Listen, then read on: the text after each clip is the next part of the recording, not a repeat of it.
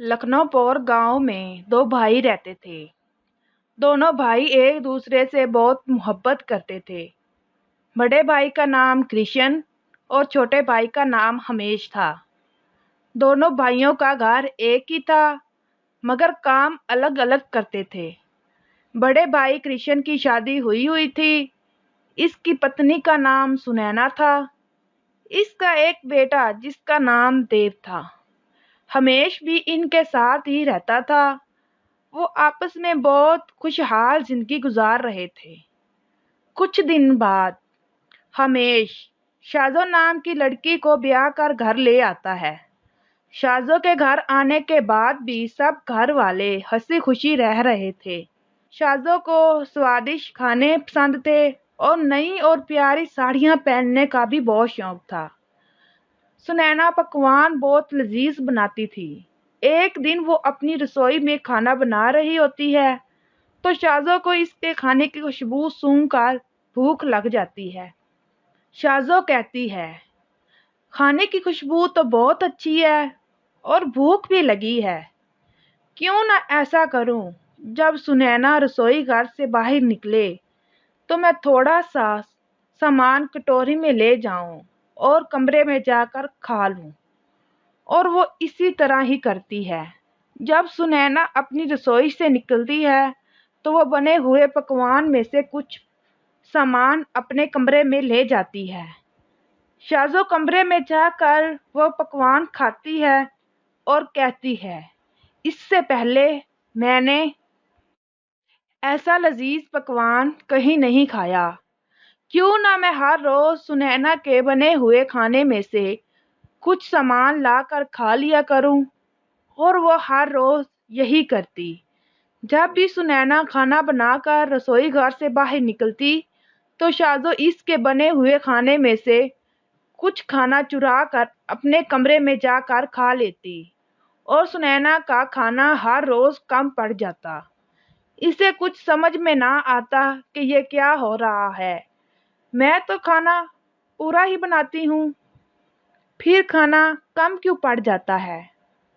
वहीं कृष्ण और हमेश दोनों अपनी अपनी पत्नियों के लिए साड़ियां लेकर आते हैं, मगर शाजो को अपनी साड़ियों से ज्यादा सुनैना की साड़ियां पसंद आती हैं। शाजो सोचती है, क्यों ना मैं खाने की तरह इसकी साड़ियां भी चुरा लूं। शाजो सुनैना की साड़ियां चुरा लेती है और ले जाकर अपनी अलमारी में रख लेती है। और जब सुनैना अपनी अलमारी खोलती है तो इसे अपनी साड़ियां दिखाई नहीं देती। यही तो रखी थी साड़ियां, कहाँ गई। वो बहुत ढूंढती है मगर इसे साड़ियां कहीं नहीं मिलती। आखिरकार वो शाजो से पूछ लेती है, शाजो, तुमने मेरी साड़ियां कहीं देखी है। शाजो कहती है, नहीं नहीं सुनैना बहन, तुम्हारी साड़ियां कहीं नहीं देखी। हाँ सुनैना, मुझे याद आया, जो कल पड़ोसन तुमसे मिलने आई थी वो तुम्हारे कमरे में गई थी। हो सकता है वो चुरा कर ले गई हो। सुनैना ने इसकी बात सुनी तो वो पड़ोसन के घर गई और पूछने लगी, विमला, तुम कल मेरे कमरे से मेरी साड़ियां चुरा कर लाई हो, मुझे वापस करो। सुनैना बहन, क्या बात करती हो। मैं क्यों चुराने लगी तुम्हारी साड़ियाँ। पता नहीं किसने तुम्हारे कान भर दिए हैं। सुनैना ने सोचा, फिर और कौन है जिसने मेरी साड़ियां चुराई हैं। सुनैना घर वापस आ जाती है और अपने कमरे में जा रही होती है कि वो देखती है शाजो अपने कमरे में साड़ियां निकाल कर देख रही होती है। सुनैना चुप करके अपने कमरे में चली जाती है। वो सोचती है कि मेरी रसोई से खाना चुराने वाली भी शाजो ही थी और मेरी साड़ियां भी इसी ने ही चुराई हैं। अब मुझे इसका राज सबके सामने लाना होगा। अगले ही दिन सब घर वालों को शादी पर जाना होता है तो सुनैना को शाजो का राज फाश करने का मौका मिल जाता है। वो शाजो से कहती है, शाजो, कल तुमने कौन सी साड़ियां पहननी है, चलो मैं तुम्हें बताती हूँ। शाजो, कल तुमने कौन सी साड़ी पहननी है, चलो मैं तुम्हें बताती हूँ। सुनैना जल्दी से कमरे में पहुंच जाती है, इससे पहले कि शाजो पहुंचती।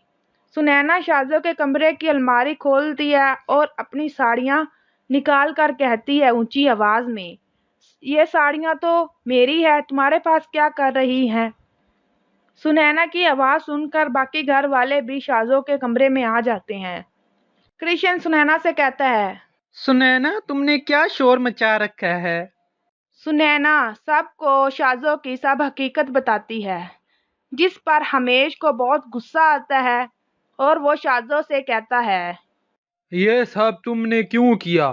शाजो कहती है, हमेश मैं लालच में आ गई थी, मुझे माफ कर दो, मैं आइंदा कभी भी ऐसी कोई गलती नहीं करूंगी। हमेश कहता है, हमारे घर में लालची लोगों के लिए कोई जगह नहीं। निकल जाओ अभी यहाँ से, नहीं तो मैं तुम्हें धक्के देकर बाहर निकाल दूंगा। इस पर शाजो घर से चुपचाप चली जाती है। इसलिए कहते हैं कि लालच बहुत बुरी बला है। लोग लालच में आकर अपना घर बर्बाद कर देते हैं। हमें कभी लालच नहीं करना चाहिए और मेहनत से अपना हर काम करना चाहिए।